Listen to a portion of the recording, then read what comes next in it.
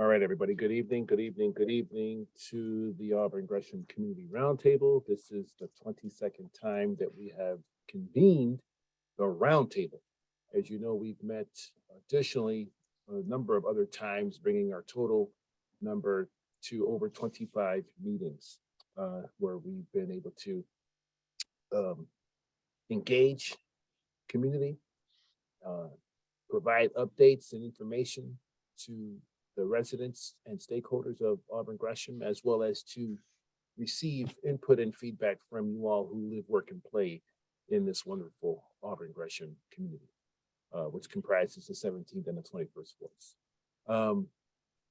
And I would just be remiss if I did not remind you that today is the celebration of the 3-year anniversary of the Invest Southwest program, of which the Roundtable was launched and originated from.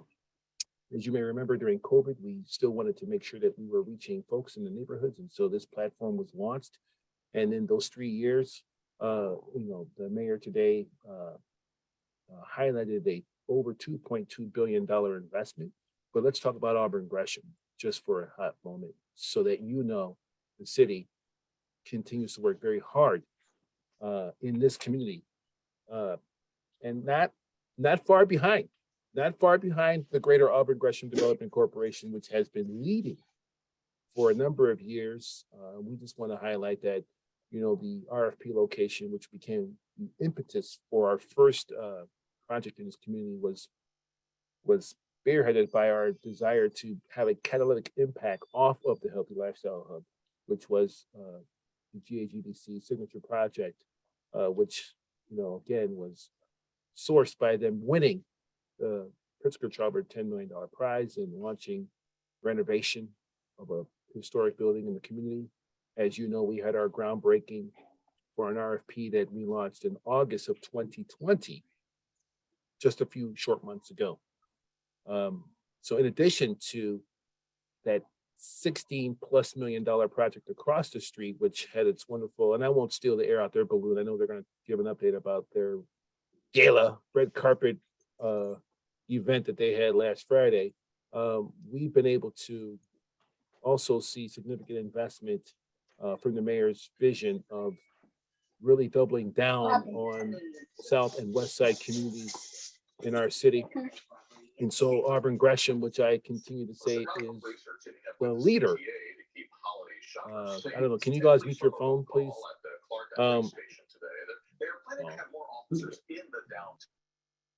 Thank you. We've got an $11.2 million streetscape. We've got a plus $35 million total investment project, which is going to comprise of 2 sites. The city's portion of the project at 838 and 757 West 79th Streets, which is a total of 58 units of affordable rental housing for families, as well as close to 10,000 square feet of retail commercial space on the ground floors of 2 buildings. Our all-in is in the millions. We also have a planning study that we've launched. We've also seen the Metro Auburn Park Station, which is a $35+ million project at 79th and Low, which broke ground this summer in June. We've also got the anaerobic digester, which is a $35+ million project, largely funded by the state. However, on city land that was procured a long time ago in PD, Plan Development number 1443. And there's more to come. We're now seeing the fruits of the labor of Jerk Villa, which is now open in a sit-down restaurant in a project that received Neighborhood Opportunity Fund. We've got a number of applicants as well as winners for small business development along the corridors, both Halsted and 79th Street. So the city is working to transform, create jobs, and bring investment and increase the tax base and bring people into this wonderful community. And we just want to make sure that we remind you all every time we meet that, not only are we working with our partners, but we're working with our partners in the community, agencies, and other intercity departments, such as Department of Cultural Affairs and Special Events, which has a wonderful artist in resident program featuring Dorian Sylvan. And you've all been witness to the capstone project on the building at 79th and Racine, which housed the former headquarter location for GAGDC. And also they were able to put a wonderful mural on the vacant shuttered CVS building, which has brought life back to that corner. And so we're just happy to make sure to continue to make you all aware that this is a wonderful community that's being,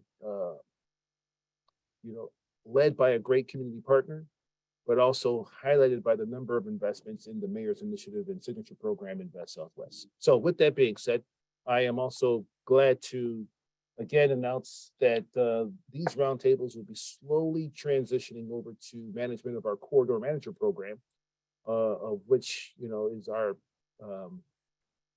community partner, Greater Auburn Gresham Development Corporation, but in the presence of Sahira Rasco, who Sahira Rasco will kind of co-lead me tonight with the agenda, and I am glad to welcome her to the roundtable. Sahira, welcome to the roundtable. Thank you. Hello, everyone. For those who do not know me, my name is Sahira Rasco. I am the Invest Southwest Corridor Project Manager for Greater Auburn Gresham Development Corporation. Thank you for that introduction. Seems like Patrick has briefed you guys with pretty much everything, and here's the agenda for tonight. So you can go ahead.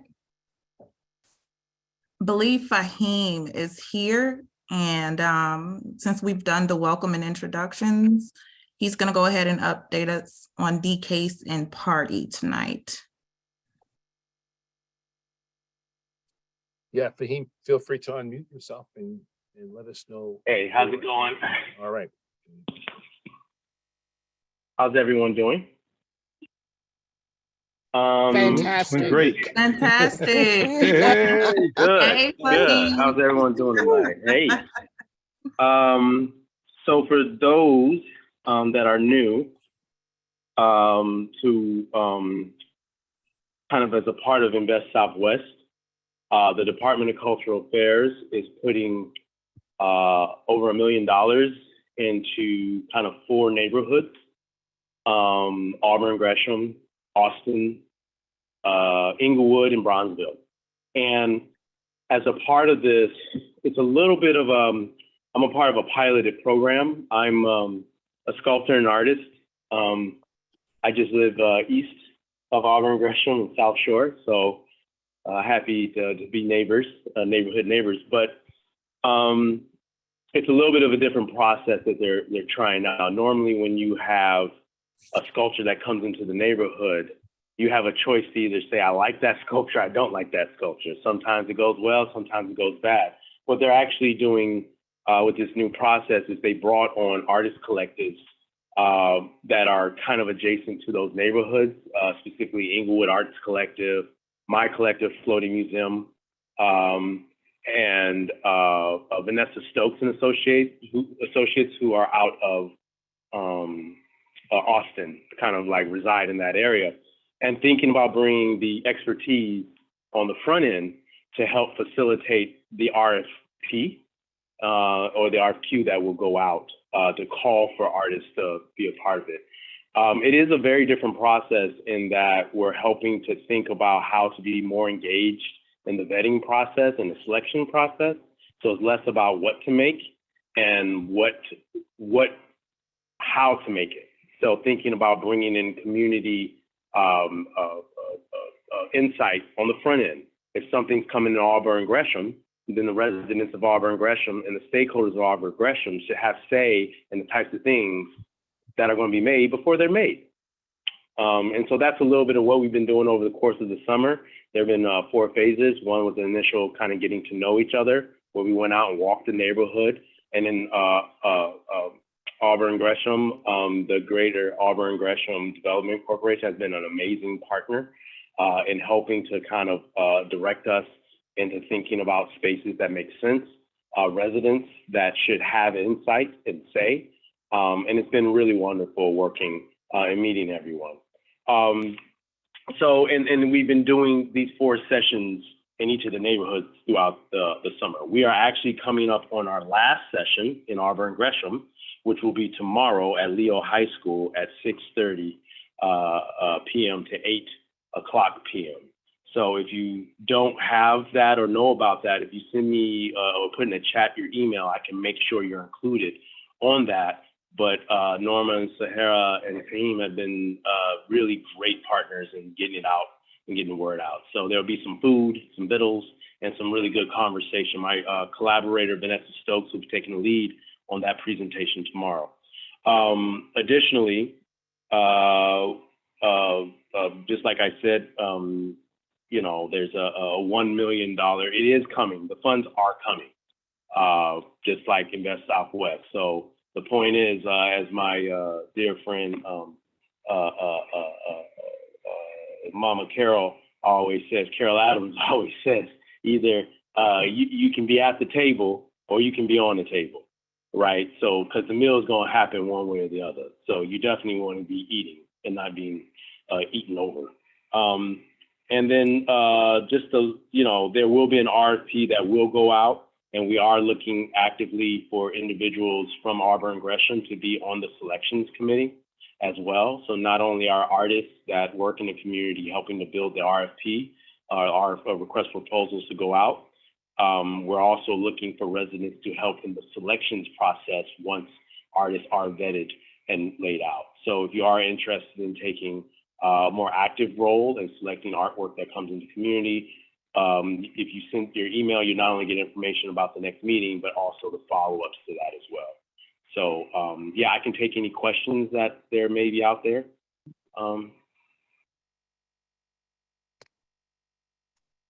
Also, while we're waiting for a few questions, and we'll maybe give it a minute, but Sure. Can you also drop the information for tomorrow's meeting at Leo in the chat so folks can have, you know, some perspective on that? Thanks. I sure can. Yeah, I just put it in there, Oh, okay. Patrick. Oh, thank you. There you go. Thank you, Norma. Thank you. Oh, hey, Carlos, how you doing, man? Doing well, thank you. Hey, good. Good. So And this, I can also, Patrick, Yeah, go ahead. Who is that? Alderman Moore, how you doing? Hey, yep, Alderman, I was going to announce you. Yeah, I had a meeting to that ran over, so I apologize. But the meeting for tomorrow, when did that go out? And did it come to us? Because I don't recall ever seeing that. I'm not sure I know it went out from the Department of Cultural Affairs and Special Events. If you didn't receive it, I can, Alderman, I can make sure that you get that. But I was pretty sure they sent it out to all the aldermen. But I can double check.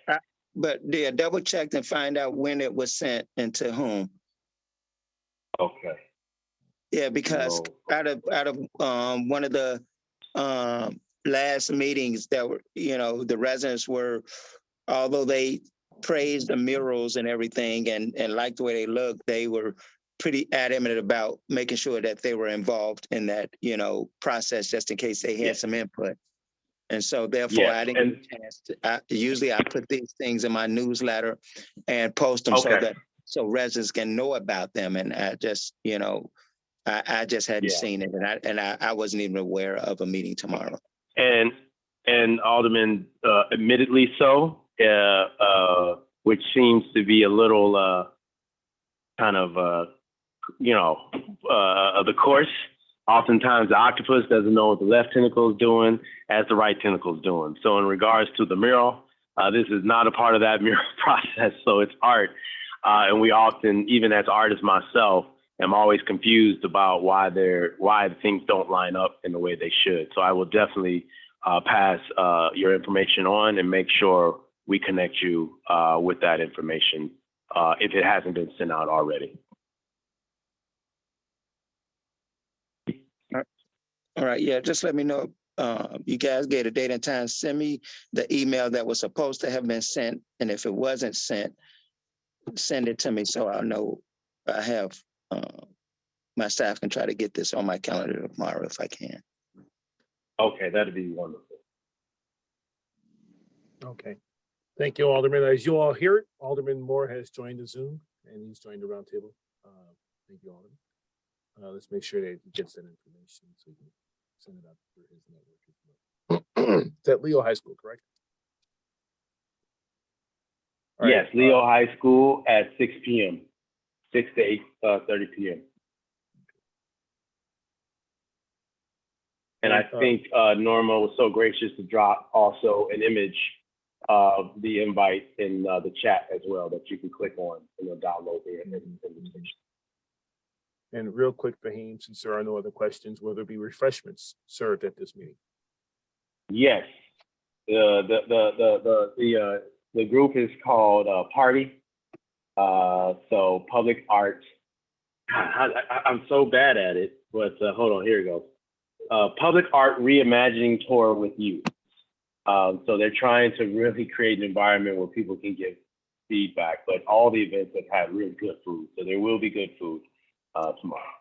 Okay, all right, that's good. You can't invite All right. people at 6 p.m. and not feed them, Patrick. You got to feed people. You invite them Yeah. at 6 p.m. I know better than that. My mama taught me better. Yeah, that's true. You know, that's why I wanted to prop you so you could let folks know that you are, you know, providing something. Yeah. Okay, so what's next on our agenda? Next is the 79th Street Planning Study Update. We were supposed to have Brandon Nolan update us on that, but he made me aware that, Patrick, you know a little bit about that. So if you can brief us on the plans that were put out, that you can let the community know what's coming up next with that.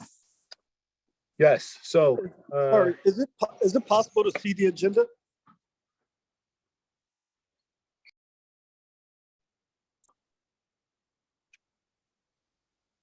Thank you.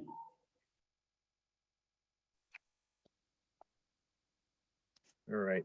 I'm gonna be quick because it's I'm gonna go. Okay, so as you all know, you know, the focus of a lot of our stuff is engagement. Nothing happens, you know, without a big, robust effort to make sure we include your voices and your participation in the process of anything that happens. For example, CDOT, Streetscape, there's an engagement component with that. The Roundtable is an engagement component.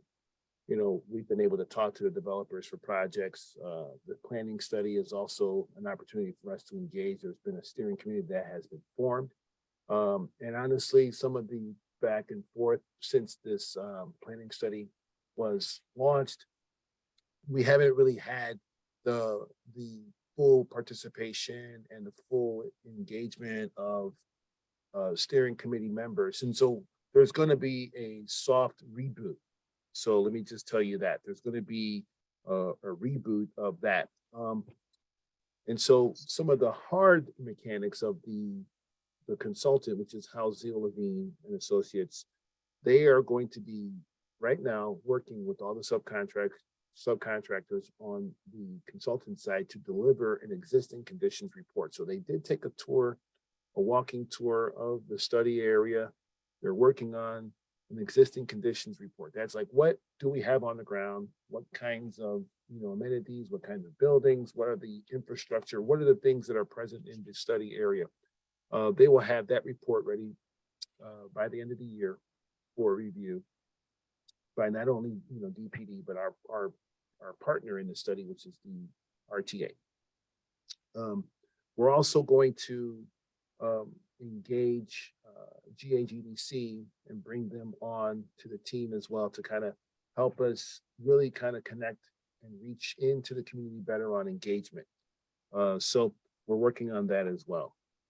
There's going to be the plan for us to meet next year, January, I believe, to have a community meeting. So those are the first three. Those are the main three things I want to share with you tonight. We're working on in the community meeting for first quarter. We're going to have a existing conditions report due to RTA by the end of the year for us to review. And then the planning study team is bringing on Greater Auburn Gresham Development Corp as a partner to help us move more efficiently the engagement process and our communications. So I want to let you know the planning study is another opportunity for us to engage folks. Obviously, we're looking at, you know, what are the building blocks. This is the first study that the city is engaging in the Invest Southwest while we're actually involved in Invest Southwest activities. And so this is a good thing. It's going to further inform how we move about, and maybe look at some things like such as housing and or transportation, things that are kind of moving around. We're going to examine those projects and those projections and see where we are and see if there are any new things that we can kind of bring to the table. So again, those of you who will be communicated to as possible new steering committee members, that's under construction, that has yet to be formalized, but also those who were on the original list of steering committee members, we need you guys to be ready to roll and ready to go. And again, we want to make sure that you all know that nothing happens without your input. And again, that's the update that we have for tonight. At the next meeting, we'll have the team from Housel Levine and Associates and our TA here on the call to answer more direct questions. Okay. All right. Are there any questions that I can answer about the planning study? I'll look at the chat quick. All right. Norma wants me to remind everybody by her comment in the chat that the study area, it means the boundaries of the Invest Southwest corridor area, but it also, thank you, it also, we have expanded so the study area, thank you, Norma, for bringing up the map question. The study area does include the Invest Southwest boundary area, but it also includes the Winnacunnet subdivision, which is just east of the Metro. And it goes up to, I believe, 77th Street and down to maybe 81st Street. And it has Vincennes as a hard boundary to the east. It includes those areas because we will be looking at a housing impact study and see where and how we can address housing concerns or the housing conditions in this community as well. But it also does go a little bit down Halsted, past the Invest Southwest boundary, and all the way to 83rd Street. So we wanted to capture some of the area that will be impacted by people who are going and coming up and down the commercial corridor south to some of the new projects that are in that area, such as the anaerobic digester, which is a huge job creator, as well as some of those new investments down on like 8344, for example, and down there at a dental shop and where Afro Joe's used to be prior to their relocation. So thank you, Norma, for your comment in the chat. All right. Let's see. Chat question. Yep. Okay. You're welcome. All right. Any other questions on the study?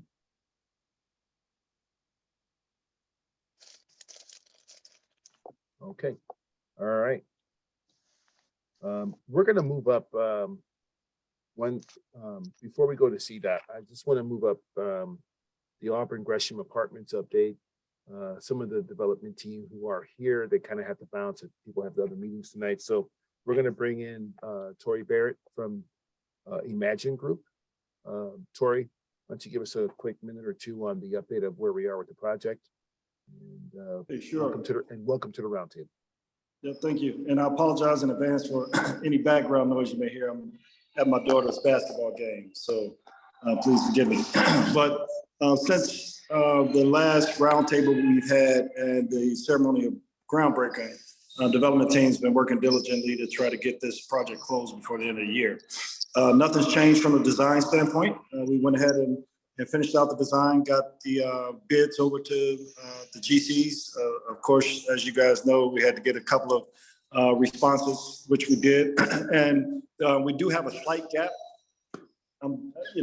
Slight is in development terms, where you're talking about $40 million project is pretty substantial. So we're going through some value engineering right now with the development team and the contractor to get that gap down. We're also looking at some alternative financing options. And so we're very optimistic that we'll be able to close this project before the end of this calendar year. I'll pause there and see if there are any questions. I know Fred Spencer is on the line as well, my partner. There's no change to the retail space. We have IO, which is a West African food company, which will be occupying some of the space. They'll also have a test kitchen. And then we have the restaurant that will be occupying some of the retail space as well. And I don't know if you all remember or not, but I've had several, my wife and I have had several calls with community members about the restaurant that we're bringing in. And there are going to be several B shares opportunities for residents in the community to be actual owners of the restaurant as well. And so, you know, we can have an offline conversation about that for those that are interested to learn a little bit more, but we definitely want to create some ownership opportunities for the residents in that area. So I'll pause and see if there are any questions.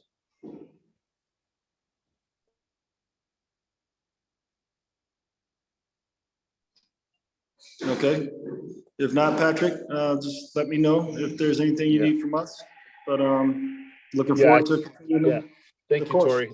I just want to say that I think that's an exciting opportunity to actually create community wealth building into the project by offering a chance for people to be investors and share in some of the ownership and revenue and all that kind of stuff. And so I think that's exciting.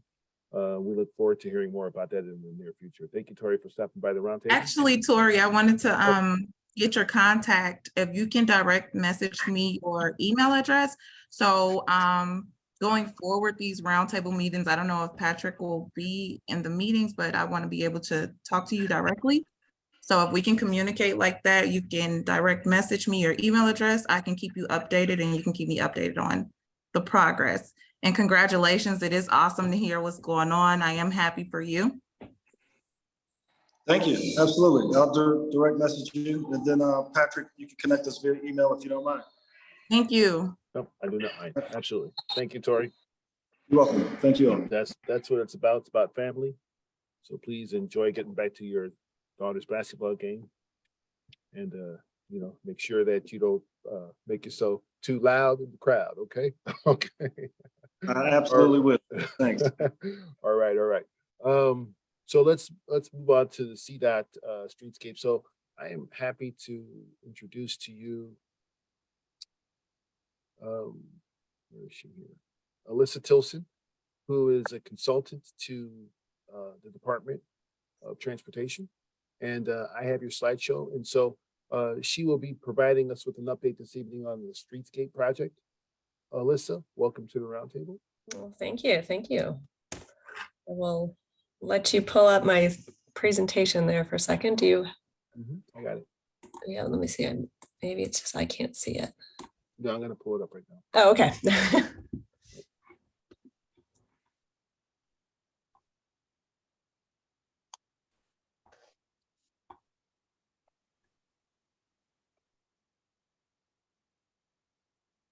All right, excellent. Thank you, Patrick. As Patrick mentioned, my name is Elisa Tilson, and I'm the project manager here on behalf of CDOT for the Invest Southwest Auburn Gresham project. Next slide. I'll try to realize we've got a big agenda, and so I might try to move through some of these slides a bit fast. So please let me know if I'm going at too fast of a pace and you need me to back up at any point. This is just our brief agenda within Patrick's agenda for the evening. Admittedly, it's been a while since we've spoken with you all, and so we just wanted to come tonight and give you a brief update as to where we were on the project, and then open up the floor for questions, comments, or any concerns. Next slide. And then before I get too far, I wanted to introduce my project team. I believe Libka Benek is here on the call with us. Libka, did you want to say a word really quick? Putting her on the spot. Sure. Yeah, there we go. Sorry, trying to turn everything on. Libka Benek here, Director of the Livable Streets Program at the Chicago Department of Transportation. There we go. There's my camera. Hi, everyone. Sorry, there's a little bit of delay. Excited to provide updates tonight. So thanks for having us. Excellent. I've also got other members of our team here tonight. The entire team is listed on the screen. Some of them will be jumping in to talk through some of the technical aspects of the project. Next slide.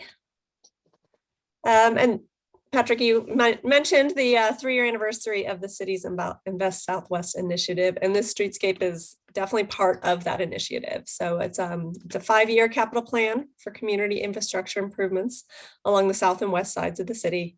And then among many things, the streetscape will promote pedestrian safety and include placemaking components that will help unify the community and help attract businesses. Next slide.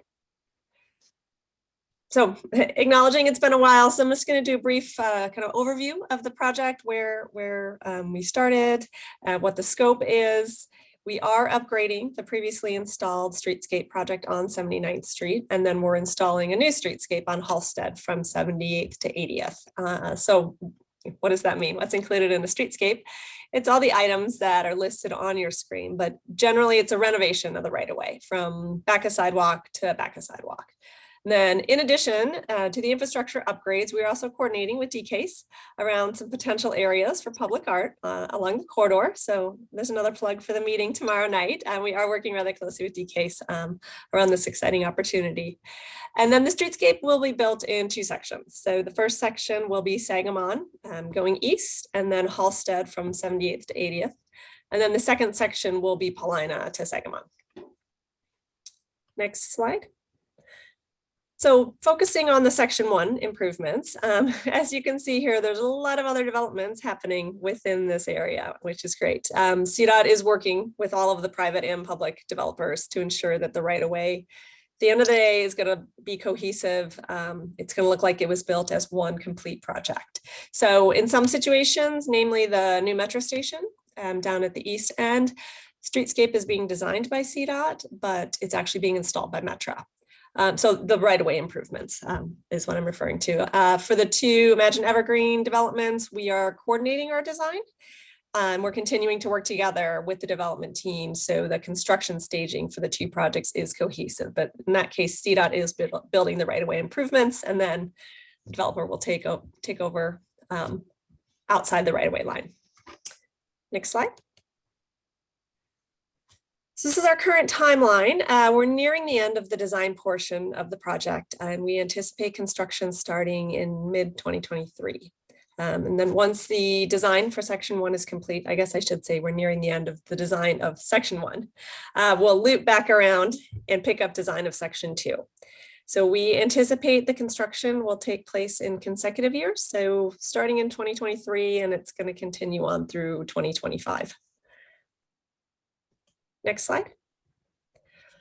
So just to recap the previous community feedback that we received, and this is the feedback that we used to then develop the proposed plans that I'm gonna run through here in a second.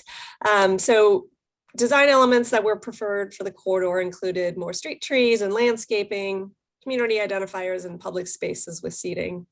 The top 3 issues were pedestrian safety, traffic congestion, and the need for a sense of community.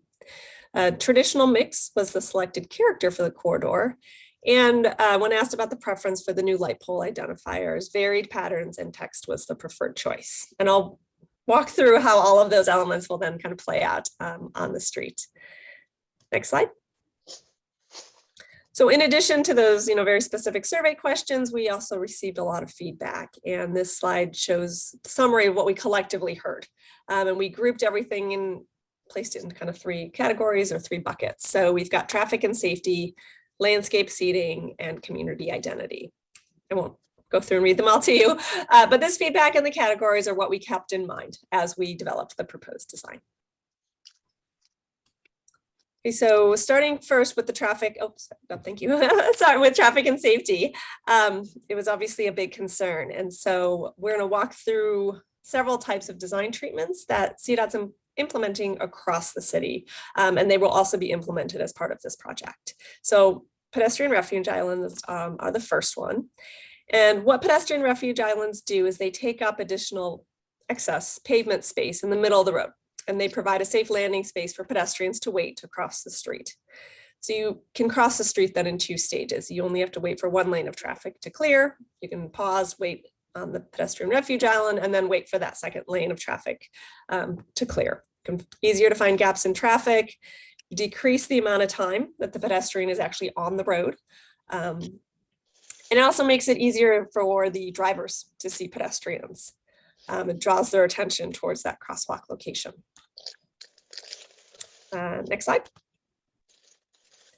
The next safety improvement are bump outs, curb extensions, which you've probably seen going in throughout the city. These also reduce pedestrian crossing distances, so shortening the amount of time it takes for a pedestrian to cross the roadway. Pedestrians waiting in the bump out have a better line of sight with cars. You can see the cars approaching a little bit better. Cars can see you as they are approaching the intersections better. Bump outs also reduce the speed, the turning speed of vehicles. Cars have to turn at more of a true right angle, which requires them to slow down significantly as they take those corners. And then they physically block the ability to illegally park at the corner. So it's important to note that bump outs will go in the existing no parking areas where cars are not supposed to be parked right now. So they do not take up additional parking spots. We are putting them in the no parking areas that currently exist at the intersections. Next slide. And then upgrading transit functionality just generally helps traffic and safety as a whole through the corridor. So bus bulbs it's a new treatment that CDOT and CTA have been working together on, but they're curb extensions that align the bus stop with the parking lane. So it essentially allows the bus to pull up and it's going to stop in a lane of traffic. Passengers get on, off, and the bus can continue on. The bus does not have to pull in and out of traffic, so it increases the bus reliability. They can be combined, the bus bulbs can be combined with amenities such as planning and site furnishings. But their main function is to really help the buses move faster and more reliably.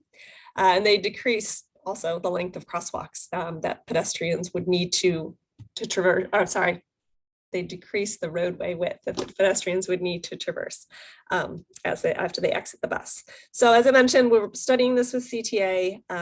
This is kind of a new concept, so it's something that's being considered for part of this project. And then the existing bus priority zones on 79th Street will remain in the project. Okay, so moving on to how do all these elements, how do they start to come together for the street? Starting on the west at Sangamon and then moving east, we've got proposed pedestrian refuge islands at Sangamon and Peoria. We've got some proposed curb extensions onto 79th Street.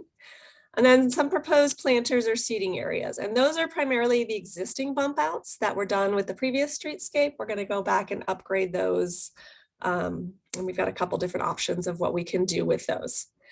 The eastbound bus stop at Peoria is moved to the far side of the intersection. And that's also just another that helps the traffic move a little bit better, helps the bus function when we move bus stops to far side. And then further east, we're proposing the removal of the stop sign of Peoria. I think it says it's pointing at the wrong street in that slide. I apologize. We'll talk through that further in just a moment.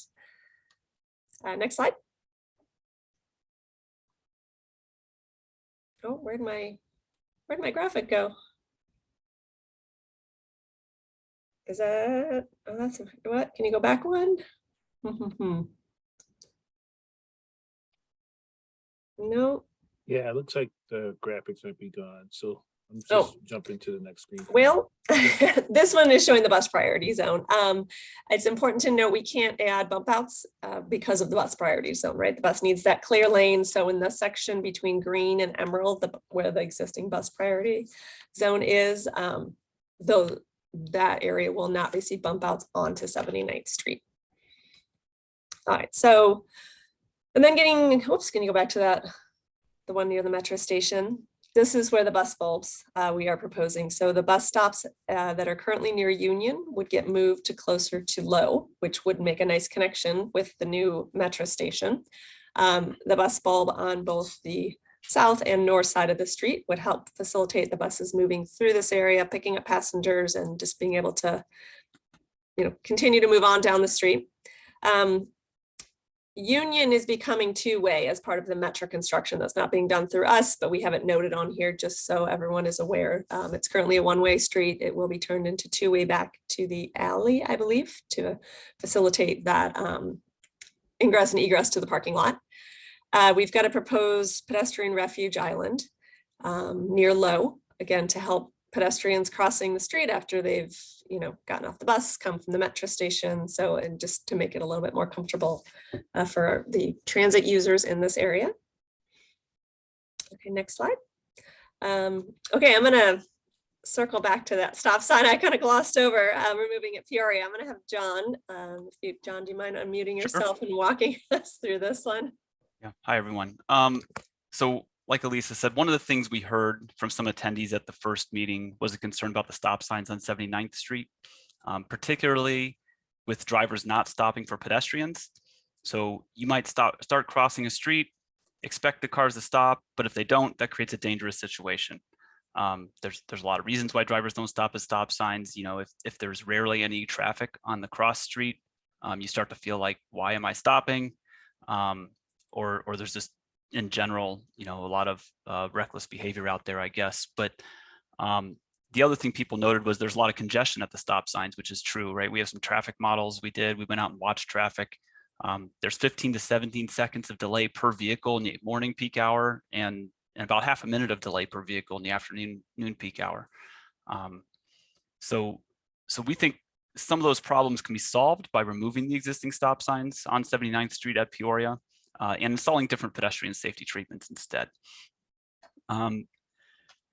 So, when you think about how these stop signs work, I guess, right, if every vehicle stops for a couple seconds, you end up with a steady stream of cars coming down the street at the next intersection past Peoria, whether it's east on Green or going to the west at Sangamon, which means that you never really have a gap in traffic long enough to cross the street. So even if cars are stopping at the stop sign at Peoria, and that makes it easier to cross there, it makes it harder to cross at the other intersections, and it takes away any kind of coordination we have between the traffic signals at Halsted and Morgan. So if we remove the stop signs, it kind of restores those gaps in traffic.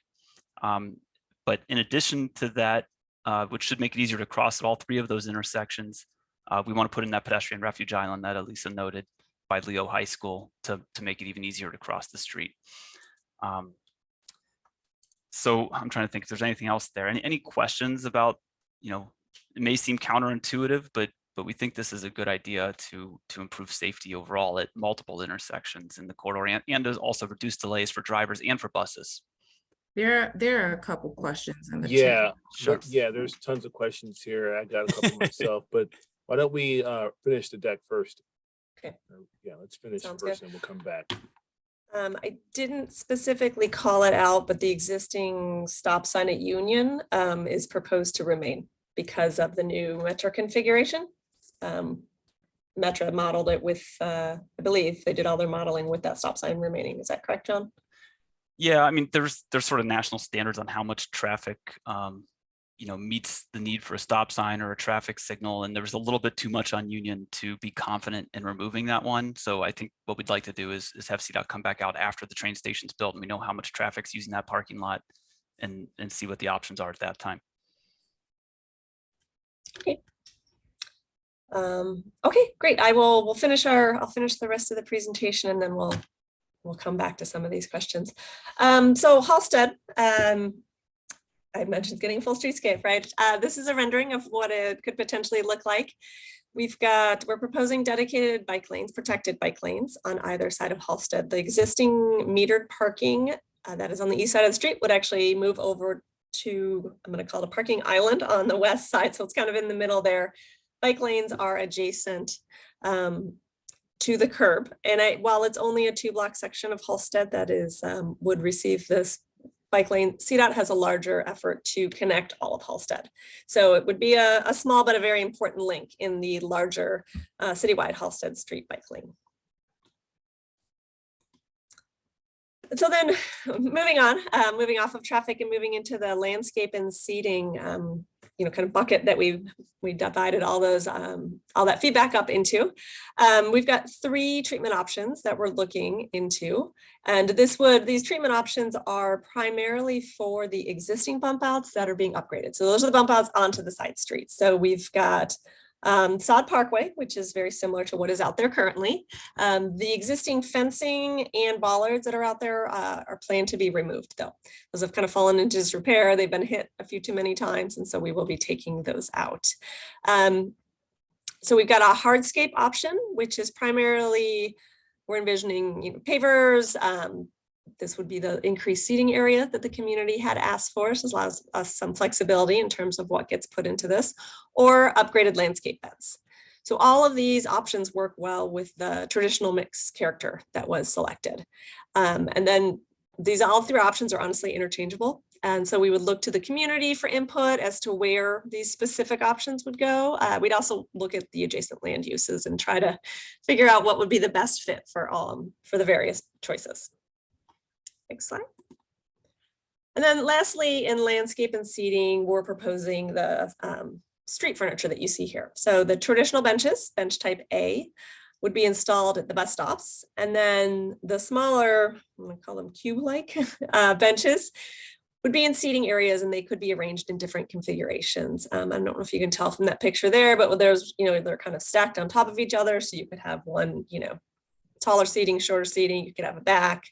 The cool thing with these is the sides that you see in kind of the yellow, pink, and red. Those could be any color. So we could match them to the new light pole identifiers. The trash cans, the waste receptacle and bike racks are proposed to be standard CDOT black. But the trash can we do have the option, if desired, to put the community name on that band around the top. And that's something we've done in other locations, and it ends up looking really nice. Next slide. So moving on to community identity, we heard the existing sidewalk medallions needed a little bit of a facelift.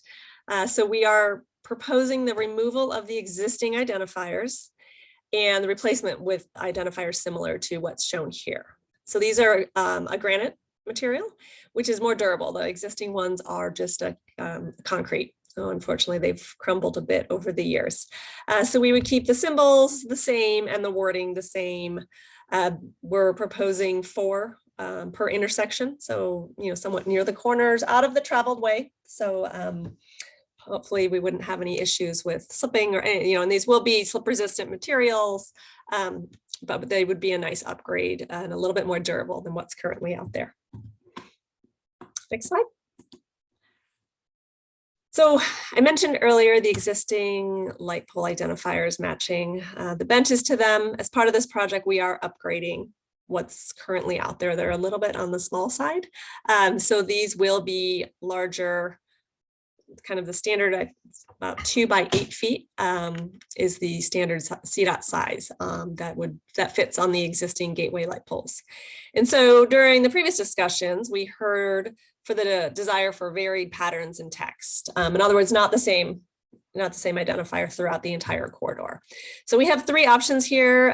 We were going to do a poll, but we decided just to move it into the chat. So if we would love to get your feedback, if you have strong opinions or any opinion on A, B, or C, all 3 options are using, the existing identifier, the traditional kente cloth as the inspiration, but just making them bigger, bolder, stand out a little bit more.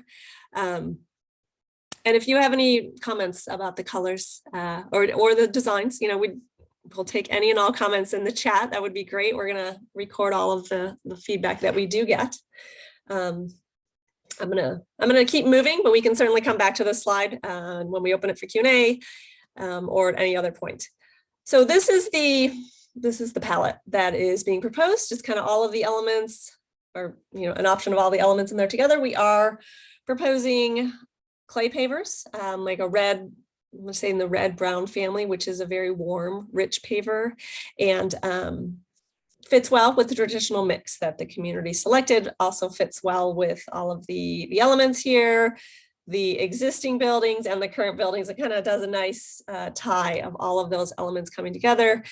Clay pavers hold their color over time, so they don't fade. They will be this rich, warm color for years and years to come. So I think that would be a nice fit with all of these, with the streetscape, and will really tie everything together. I think that is the end. So I'll open it up for some comments. If you want to give us a minute to kind of look through the chat. Patrick, I don't know how, I'm not sure how you want to do this. If you want me to keep going, do you want to? Oh, you're on mute. Yeah, we'll start with me reading some of the comments, and maybe that'll prompt some some vocal, folks coming off mute. But let me Sure. start with a couple of comments from the chat. Desi Smith. Hi, Desi. Good to see you again. You Ms. too. Smith. Yes. Hi. So, yes, I'm going to read your I'm comment driving. first. Yeah, I'm Oh, okay. driving. All right, no worries. I'm going to read your comment. So Ms. Smith has asked, will a survey come out for our opinion regarding the bus stop options? The pictures show 2 lanes of traffic on each side. So let's address that first if possible. Yeah, my comment went in twice. It came, it cut off. Yep. But I was saying that the example that you guys have is kind of based on downtown, where they typically have multiple lanes of traffic with those bus stops. And so even when those bus stops, I don't know what you call them. What did you call them? Indentions or something? But the bus Bump bulb outs. or the bump outs into the middle of the street. We are barely struggling with 1 lane, 1.5 lanes of traffic. What is going to be done for car owners? Like Southside people, we drive our cars. So we won't have any streets to drive on. It's gonna be like down to a 1/2 lane. So we're not, 79th Street is 1 lane in either direction, 1 travel lane in either direction with parking on either side. Mm-hmm. We're not reducing the number of travel lanes. The bump outs are going in the no parking areas. The bus bulb is going in the park. It would be going in. I think that's also a no parking area. Does that? I'm not sure if I don't know if I'm answering your question, but we're not reducing the capacity. I'm asking you, are you increasing the lanes, not decreasing? We're not. We're not widening the road. We're not widening the road. Okay, I'm just asking because right now we're already struggling to get down our streets. And as much as we appreciate new construction, I don't think consideration for how we actually have to travel from our homes to the highway is being considered, or just from place to place. It's getting more and more difficult. Because no consideration for widening the lanes, like 83rd, you literally have to sit through 4 lights to get from Burkoff to 83rd and Vincennes right now. You literally sit through 4 lights.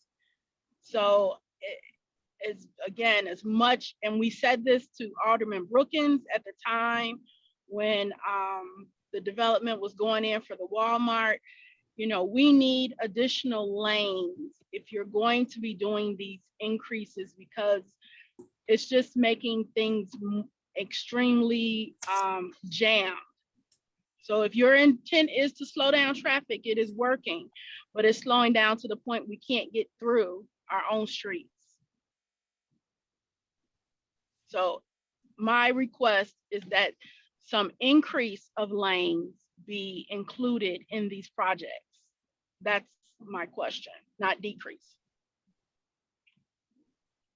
Understood. I will say, unfortunately, increased lanes comes at the expense of pedestrians. And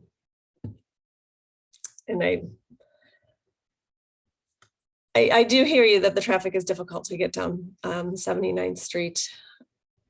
Well, I understand that you're trying to make us more walkable. I'm a realtor, I know the words, right? But we don't really walk on the South Side. We drive our cars. So is any of that being considered?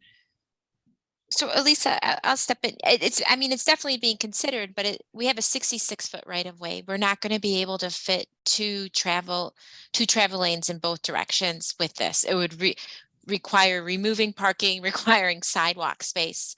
We're limited in the space. We're not going to be able to increase travel lanes. When you have such a narrow cross section, there are trade-offs, and that is parking. And we've also heard how important parking is. We've also heard how important it is to slow drivers down. But I think there's changes that we could be making, as we discussed, with eliminating some of the stop signs or reconfiguring it, also looking at some of the timing of the traffic signals to help traffic flow better through the corridor.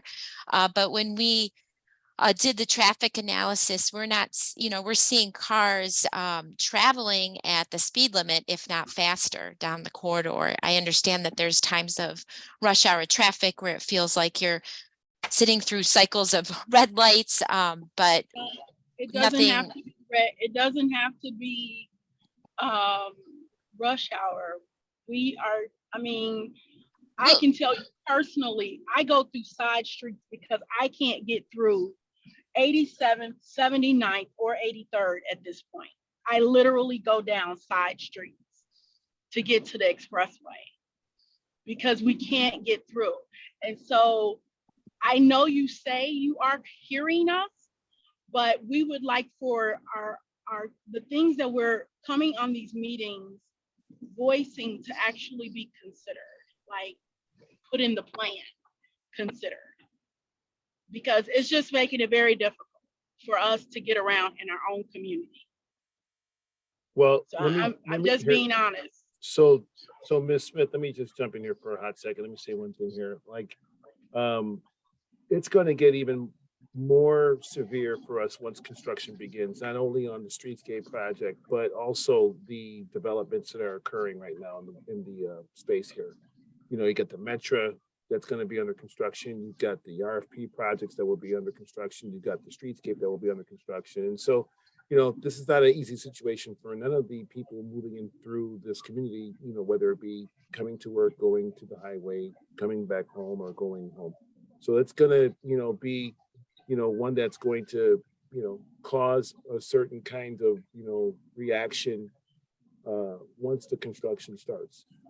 But if CDOT could also just tell us so that we're informed, what is the minimum right of way that we do need for 2 lanes in each direction? It's got to be at least 82 feet, I'm thinking, right? And so Lubica just said that we have 66 foot of right of way. So, increasing the width here so that we can have 2 lanes in each traffic to make it more of a, flow, that's not possible. I mean, unless the recommendation would be to take up pedestrian space, which is not where the city is going, and not certainly what this scope of work for the streetscape is. And so those are just some of the tough answers. Am I right or am I wrong, Alyssa, Okay. Lubica?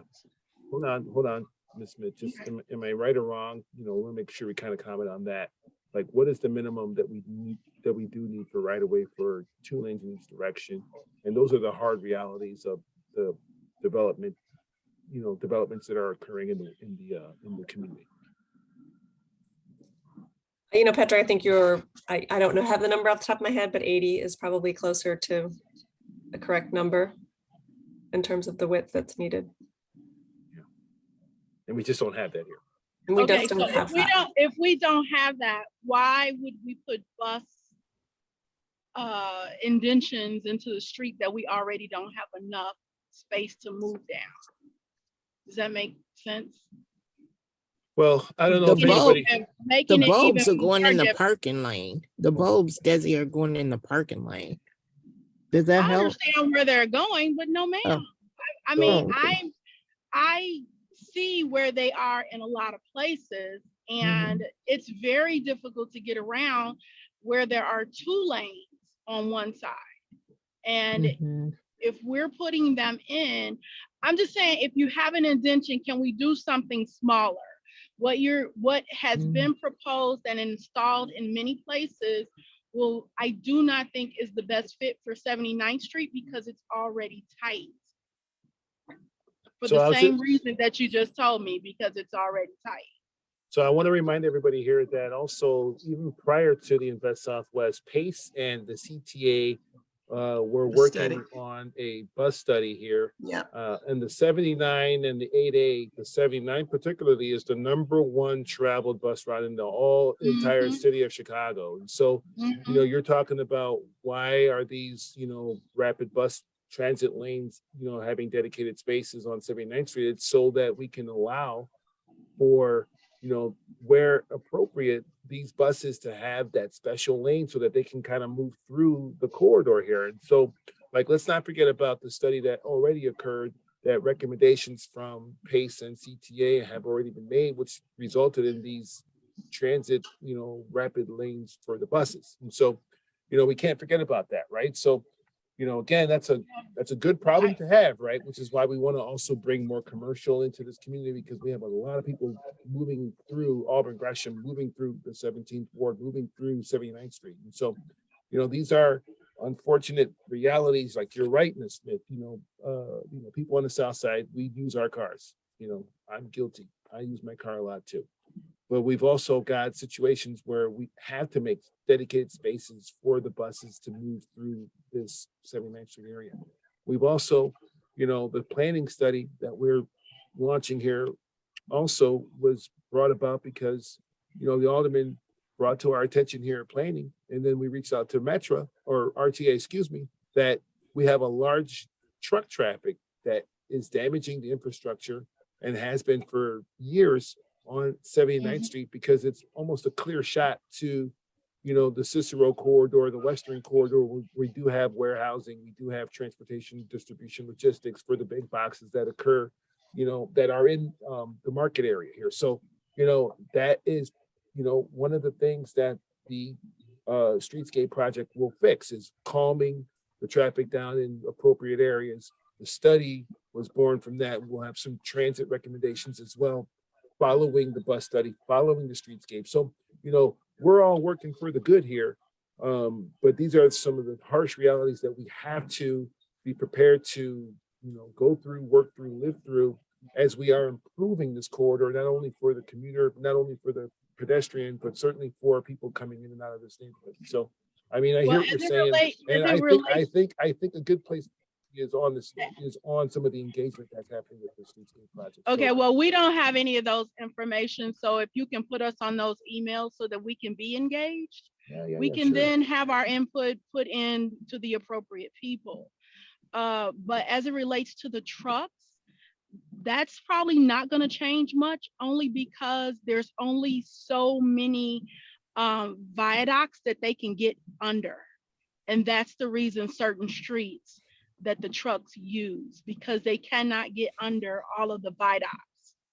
So 87th and 79th, they can get under those viaducts. They get stuck on the one at 83rd and Halsted most of the time, and you have trucks all damaged. So it may slow it down, but it's just going to increase more traffic. So if that's the goal, we're on point. Yeah, I'm more than happy to send you the bus study, and I'm sure that Alyssa and Lubica would enjoy having you as part of their engagement. I'm sure they would. Yeah, no, sure. I mean, this is a chance for all of you guys to, have some, input, not to say that all of our input is going to be, put into the recommendations, but certainly advisory. And I think it helps CDOT and the consulting teams working on these to know what the people who live and drive in these communities actually, experience on a day-to-day basis. But Let's would really move down the questions. Yeah. Let's move down. Yeah, sorry, Ms. Smith. I need to move down some of the questions. Is that Carlos jumping in? Yeah, yeah. I was just going to ask about the science behind the thought of removing the stop sign at Peoria. I think CDOT did talk about the science through that assessment, and if we can revisit that momentarily, because we've already had some unfortunate collisions in front of Leo High School. Removing that sign at Peoria, there is a curb cut or a parking lot at the Healthy Lifestyle Hub, which is only 25% occupied. I mean, there will be 150 employees in that building, and the health center expecting to see 30,000 patients in 1 year alone. And so there's going to be a lot of traffic coming out of the parking, the available parking around the Healthy Lifestyle Hub, and then with the 838 and a priority project being developed. So I'm curious, you add all those ingredients, and we're talking about removing the stop sign at Peoria. So just kind of talk me through the science behind that again. Sure. I hope, John, are you still here? It's on slide 16, Patrick, if you're advancing. There we go.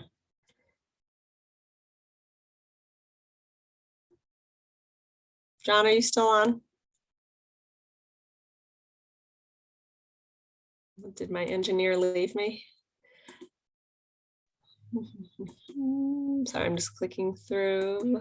And if we need to, park that for Yeah, the it next appears meeting. We might need to Yeah. come back to, I mean, I can talk through the Nope.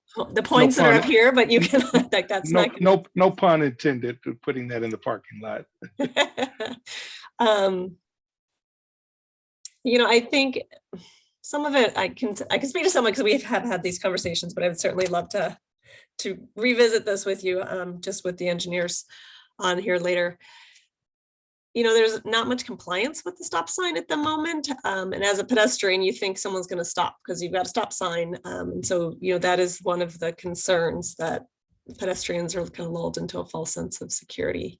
Not that, that cars should be stopping. And then it does negatively impact the traffic flow through this area. It also, I would say, it causes people to speed. Two cars pull up at the same time and they, each kind of gun to see who can get through the intersection first. So you do end up with a lot of crashes at these stop signs. And it also prevents, it keeps that constant flow of traffic, whereas you've got stop lights a few blocks away on either side, that halts the traffic for a bit. And so you have those larger gaps. When there's a stop sign where you've got a car going through every few seconds, however long it takes them to get through that intersection. So then it makes it harder for pedestrians to cross, especially when the cars are not obeying the stop signs fully. So yeah, I'd love to have the engineer talk through a little bit more, because I think I've probably glossed over some of the important points, but Yeah. I'm with you. That's why I wanted him to talk about this one, because I Right. thought, Yeah, let's definitely this seems revisit. counterintuitive to me. Yeah, same here, Alyssa. And the bus stop that's shown on this illustration showing on the southeast corner, that bus stop is actually on the Four-way. southwest We're corner. proposing to move it to the far Oh, side. okay. And so then all of the traffic that's coming out of the parking lot of the Healthy Hub, they're likely going to want to turn, whether it's east or west, clearly. That's a concern. And now people, because of the Healthy Lifestyle Hub, the traffic that's generated, they're now parking on both sides of 79th Street already. And as I mentioned, the health centers, we just announced that it's open Friday and the building's only 25% occupied right now. So yeah, there's a lot more congestion, a lot more people, a lot more vehicles that are yet to come, and just want to talk more about that. Yeah, I think we should relook at this intersection, because obviously the designs were done prior to the Healthy Hub opening. And so now we have Right. some real data as to how it's, the cars how it's functioning. So we should do another observation and see how that's working. Thank you, Carlos, for bringing that. Yeah, I mean, I will say our whole goal is to make this area safer for people to cross the street, to get up and down the street. Like, that's the overarching goal that we are trying to get at. We're certainly not trying to mess up anyone's commute or anything, but we really, there have been some fatalities out on the street, and we're really working to curb some of that erratic driving behavior, and just make it safer, especially for the Healthy Hub near Leo High School. You've got a lot of kids or teenagers. We So can't. that's, I just want to make sure that that's our overarching goal. It's just to make it safer. So let me just say thank you, Carlos, for raising that point. I'm sure we were going to get there eventually. Some of the comments in the chat box here are reflecting that, and I agree 100%. I mean, we can't cross the street if there's no stop sign here, and the school and the impact of people moving about, in this proximity, it's going to have a negative impact if we have no stop signs here. So I'm going to encourage you all to take that one back to the lab and figure that out. Yeah, this might need its own discussion, Patrick. Alyssa, No, I'm about to wrap it up. Yeah. Yep, thanks, Norma. Yeah, this should definitely have its own discussion. Yeah. Thank you. I agree with all the folks here who have made comments in the chat on that. Norma, Tim Thomas, Crystalline, etc. And again, I'm going to encourage you all to reach out to CDOT, maybe through me, but certainly those who want to be part of engagement in the future with CDOT Streetscape team. Certainly, I think this is a wonderful opportunity for the team to get more feedback from folks in the community.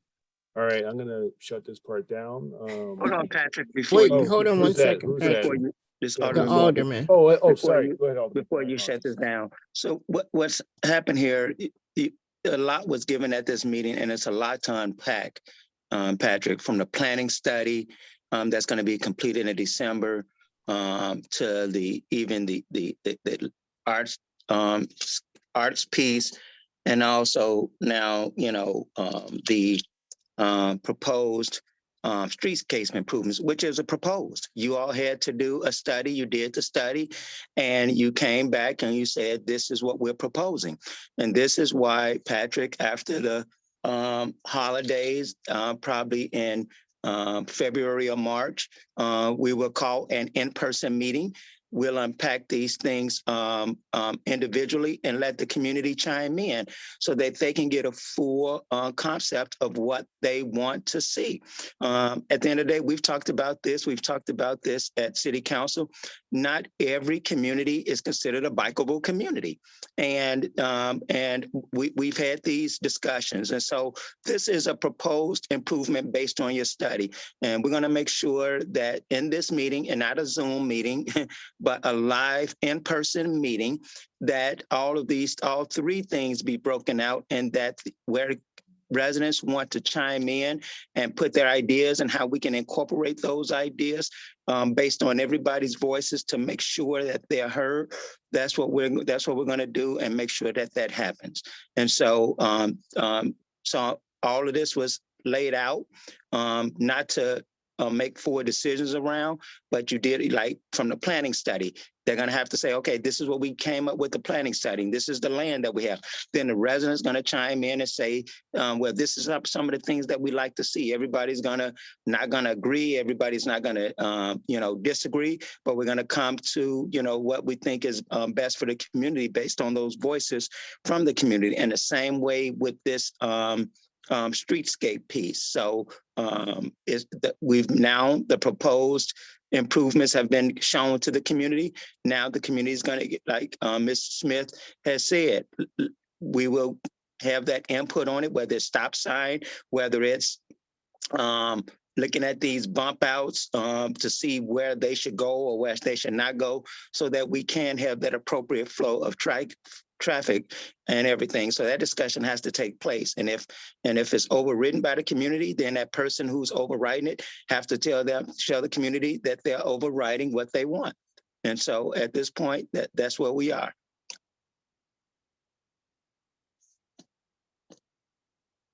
Thank you, Alderman, for that clarity and direction. Yeah.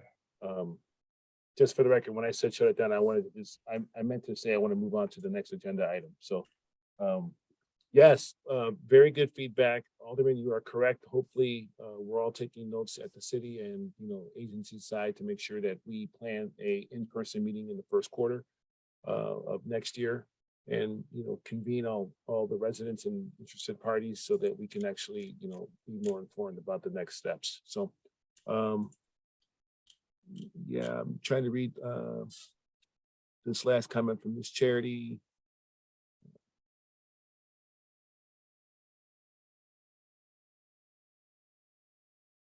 Okay, all right, I'll just take that as advisory, Ms. Charity. Thank you for your comment.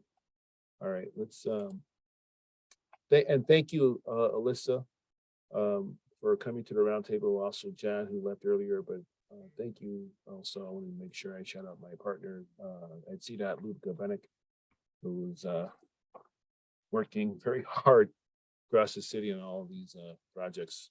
So thank you all for coming to the roundtable this evening to provide an update. Well, thank you for having us. Yeah, I am back, Patrick. If you needed me for anything, I'm in the middle of guest teaching a course at UIC on traffic. Yeah, no, you're good, John. All right, no, we're moving on. You're moving on. That's fine. Yep. Thanks a lot, guys. All right. Thanks. All right.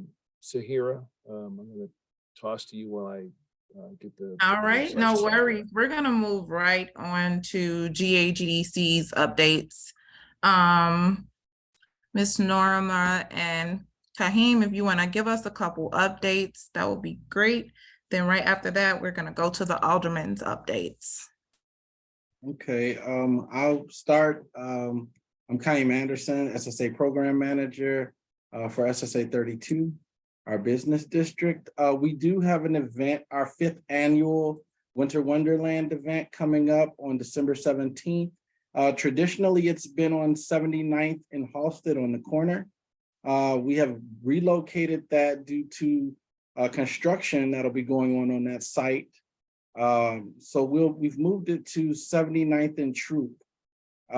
This is typically where we have a Christmas tree or the lighting of our Christmas tree on the corridor. We have Santa. We do this in conjunction with 17th Ward.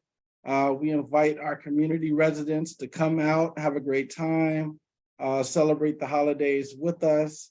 We typically have giveaways. There's a Santa Claus, free photos for a limited number of visitors. We'll be doing this in connection with the tours around Winnacunnet as they have their Winter Wonderland competition to see which houses have the best decorations. We also have a business competition along the corridor where business owners compete to make their businesses more festive. We've given out some amazing awards last year, and we're doing this year in connection with the Mahalia Jackson development on 79th and the Dan Ryan on State, and they'll be erecting a Christmas tree as well. If you have any questions, please feel free to ask.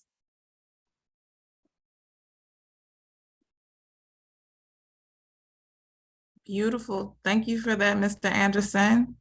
We want to see everyone there at the lighting of the Christmas tree, and we want every business to participate in that lighting up 79th Street competition. We want to see all of those lights and those beautiful holiday decorations. So don't hesitate to stop by at 7901 South Racine to access any questions. And if you guys have our telephone numbers or emails, email us at any time. We'd be more than grateful to answer those questions. So we're going to move on to the can you put that date for the Christmas tree absolutely in the chat? Can you real quick? Thank you.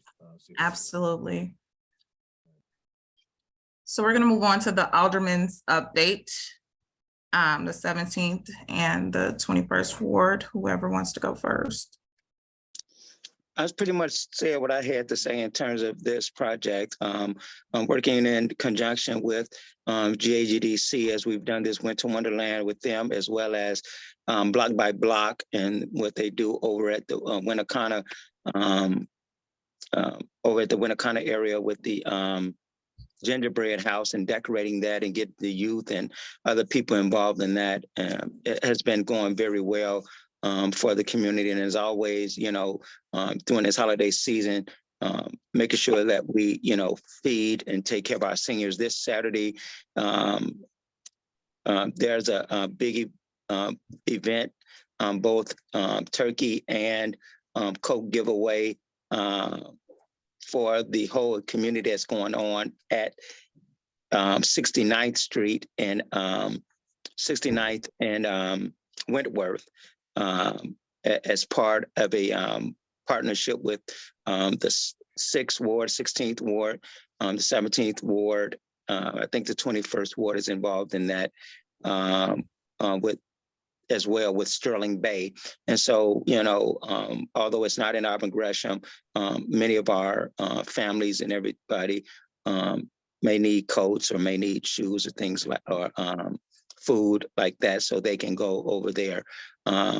Still got different investments coming in at 76th Street, Joe, Shoe Shine, P&G, still in the process of opening, and I'm not going to say reopening because it's under a new name. The other owner isn't there. We had the barbecue shop at 76 in Halsted, so they're going to be reopening a barbecue place there. And so we're trying to get that finalized, as well as people know that Jerk Villa is not fully open and completed, but they are opened on the other side of the street, I think just for carry out, not sit down right now, but they are working on finishing up that project as well. And so as these major developments come in, again, what I'm excited about are the smaller businesses that are coming along the corridor. And yesterday, the Finance Committee for the entire city of Chicago in terms of where the Save-A-Lots are, the Yellow Banana, who we had discussions with you all about some time ago, closed their financial deal with that. And one of the things that we were talking about is rebranding and not calling it Save-A-Lot. So definitely going to ask people for ideas of whether, they want this to be called, the Auburn Gresham grocery store, whatever ideas that you may have, please forward those to our office. And so we can share those with Yellow Banana. But as Yellow Banana begin to proceed transforming the different Save-A-Lots across the city, we'll make sure as well in the new year, after we get out these holidays, that they will sit down with community again to get your input on different ideas that you may have for the store that they're putting at 79th Street. So thank you.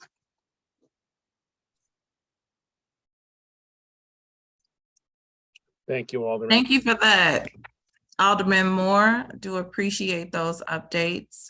We are excited to see everything that is to come in the future. I see that Ms. Norma just said we would love to have Jamaican Jerk presented at our next roundtable. I will try my absolute best. That is an awesome idea to have them. It's Jerk Villa. We don't call them Jamaican Jerk Villa. Okay, Jerk Villa. Thank you for that correction. I do apologize. Jerk Villa, have them at the next roundtable. So I'll reach out and see what their schedule is like. So when we schedule our next roundtable, they can come and join us and give us an update. So thank you, Ms. Norma. I definitely will get on top of that. And thank you, Alderman Moore. All right, do we have any input or update from Carla Glover, who's representing the 21st Ward this evening? Carla? Yes, good evening, everyone. I do have some updates. So actually on this Saturday, there is going to be a turkey and coat giveaway right by which used to be the Seaway Bank off of 87th in the Dan Ryan. So I will provide you with that time. And then that is going to be from 1 to 3 o'clock p.m. So again, it's this Saturday on the 19th. It's going to be a turkey and coat giveaway, and it's going to be from 1 to 3 o'clock p.m. So if you know of anyone who's in need of a turkey or a coat, please invite them to join the group that's going to be handing these out. Also, we have our 21st Ward Senior Luncheon. That is also coming up. It's going to be at the new banquet hall right there on 90th and Halsted. It was formerly the Aldi's.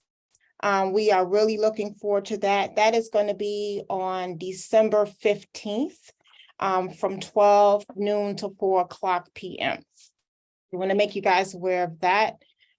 There's also a Williams Chicken right there it's going to be on 87th and Ashland, across from what used to be the Walgreens there. And that place actually used to be a Checkers or a title loan company. Well, they're starting to move forward so that they hope to be open pretty soon. So just want to let you know about that development. If you're not already aware, we have the UPS store. We have recently had our grand opening and ribbon cutting ceremony right there in Chatham Market at 8301 South Holland Road. So if you have packages you need to get out for the holidays, by all means, we welcome you to stop by there. It is a Black-owned UPS store. The gentleman went to Morehouse, great people. And so, yes, that is just a few of them announcements, including the hot chocolate with Santa.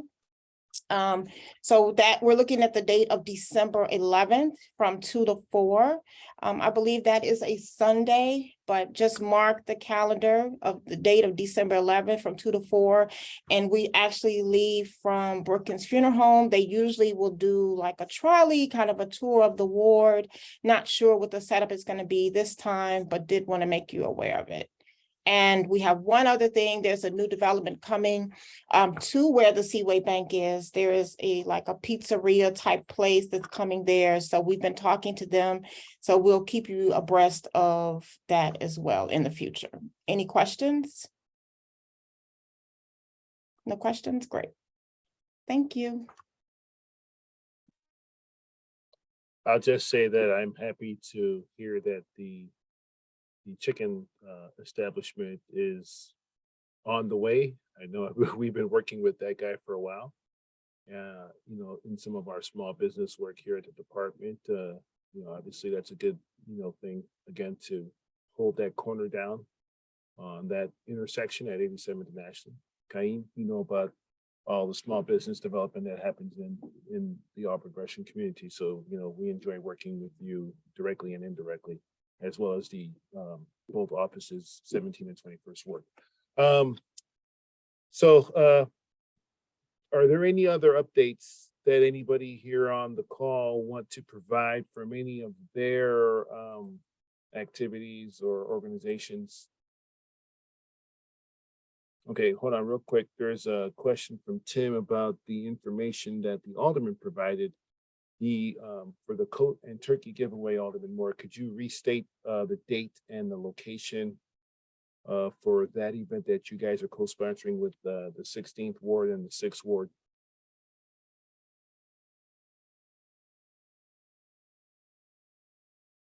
I do remember you saying that it was at 69th and Wentworth. Sterling Bay was one of the co-sponsors, so I'm assuming it's on that vacant lot. Yes, but, give me, yep, yes, go ahead. just give me a second to pull the You pulled flyer. it up. Got it. All right. I just wanted for the exact time, that's all. Yep. Thank you.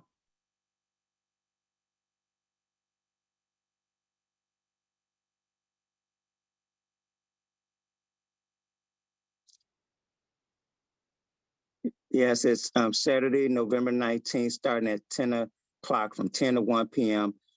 6701 South Wentworth by the where the old Kennedy King College site was. November 19th, 10 to 1, 6701 South Wentworth.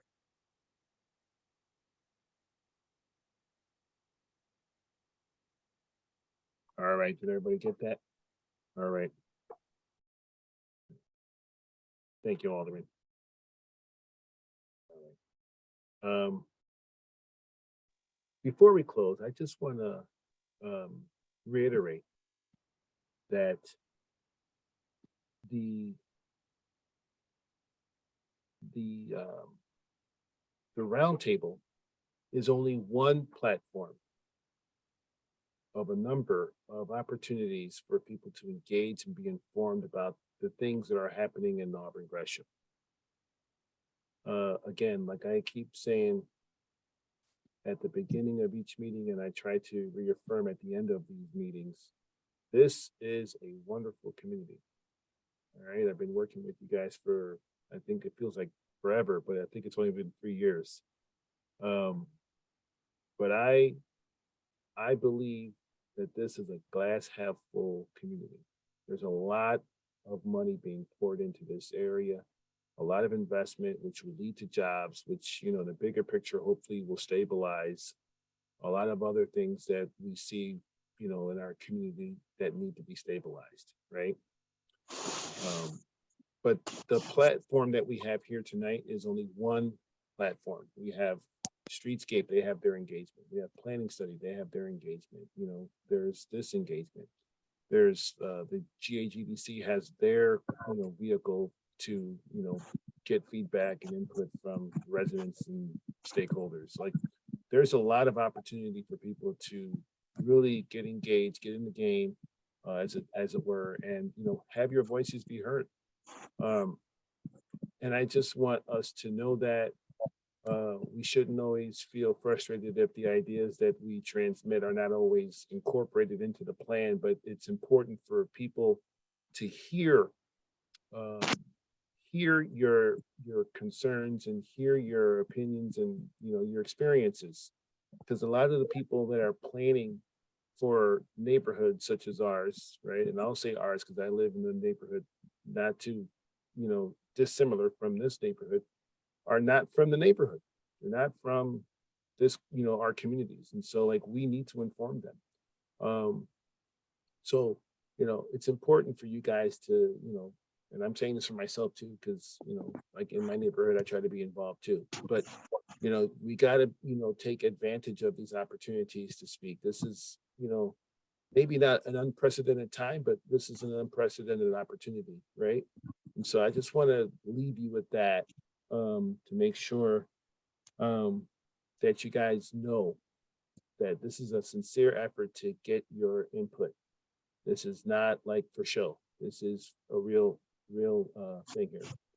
And then also, I want to make an announcement here that I will be taking a leave of absence from the city of Chicago.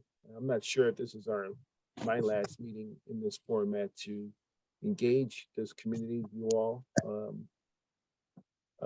Not sure if we're going to have a December meeting, and if so, then I'll see you in December. But in the event that we do not, due to the holidays and travel and people taking on and off from work, if this is the last chance for me to say something to you all, I want to make sure that I know that I did my effort to try to make Auburn Gresham a good community. I'm taking leave, and I might be back, might not be back. Who knows? We'll see what happens. But I want to make sure that that I enjoy working with this community, with the folks who regularly attend this platform, and I enjoy and have enjoyed getting to meet you in person and discuss the issues of the day and trying to make this community one of the best in the South Side, certainly all Chicago. So I'm very confident in Sahira's ability to manage the roundtable from this point forward, and she will be running the show, as it were. The Department of Planning will be, working alongside her. Obviously, we will, control the videotape and upload so that people can see it, and obviously, we'll be in consultation with her as she receives updates from city departments and agencies. But yeah, I think you got a great person here, Sahira, to take over the show, as it were. And I think we're going to see GAGDC take off with this thing, and in her role as corridor manager, be supported by some great people. So I want to say, all that. Congratulations, Sahira. We'll look forward to hearing more from you and seeing your leadership.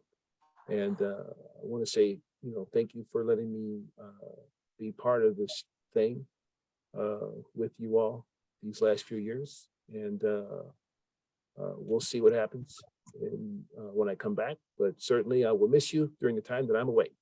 So that's all I want to say. And I want to just wish you all a good night. And I'll see you soon. And happy holidays, happy Thanksgiving. And if I don't see you before, if we do a December show, Merry Christmas to you all, okay? Thank you very much. Wow. All right, thank you, Patrick. Happy holidays. Happy Thank holidays, you. everyone. Bye. Thanks, everyone, and thanks for your candid feedback. Thank you. Have a nice one, everyone. Thank you.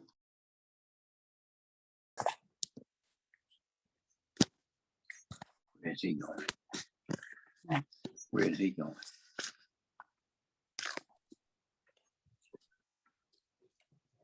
Patrick, Hey, what's up? you should have called and told me that. Well, I'll talk to you. I got your number. Yeah. All right, talk soon. All right, everybody. Bye, guys. Hey, Seamus. Hey, Seamus. Hello, Harden, how you Ms. doing? Steele, Mr. Good, Thomas, good. Juanita, and Bye, Mr. Tim. Williford. And- Okay. Yeah. All right, Bye, everybody. Rhea. Thanks for coming back. All right. Take care, guys. Good luck, Bye, Pat. guys. Hey, bye-bye. Thanks, Rhea. All right, everybody. Good night. Good night.